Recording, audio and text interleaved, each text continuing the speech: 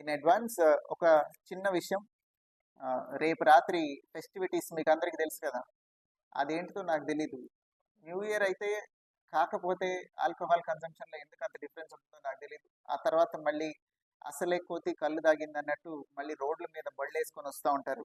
ఇట్లాంటివి ఏమైనా చేస్తే తాట తీస్తాం రేపు రాత్రి. కొంచెం పబ్లిసైజ్ దిస్ అమంగ్ ఎవ్రీబడి.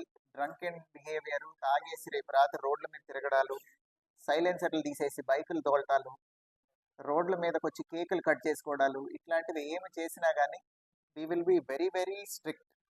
అందరూ లా అబైడింగ్గా ఉండి ఇంట్లో కావాలంటే ఒక కేక్ కట్ చేసుకొని క్లాప్స్ కొట్టుకొని హ్యాపీ న్యూ ఇయర్ చెప్పుకొని దే కెన్ హ్యాపీలీ రెస్ట్. రోడ్ల మీదకి వచ్చి గొడవలు చేస్తే ఊరుకోము. అన్నెసరిగా పని లేకుండా రేపు రాత్రి రోడ్డు మీద కనుక తిరిగితే you will be picked up and sent to nearest police station. మళ్ళీ తెల్లారిపోతున్న పంపిస్తాం. ఏం పని మీద రోడ్డు మీదకి వచ్చారో చెప్పాలి ఎవరైనా సరే రీజన్ రేపు రాత్రి. So to prevent these minor incidents and accidents. ఇప్పుడు వాళ్ళు ఏమంటారు, కాసేపే కదా సార్ సెలబ్రేషన్ అంటారు, బట్ పడిపోయి డివైడర్ గుద్దుకుంటే ప్రాణం పోతుంది. We don't want that to happen. So దయచేసి ఇది కొంచెం take this message across to public. New year చక్కగా సేఫ్గా చేసుకోండి.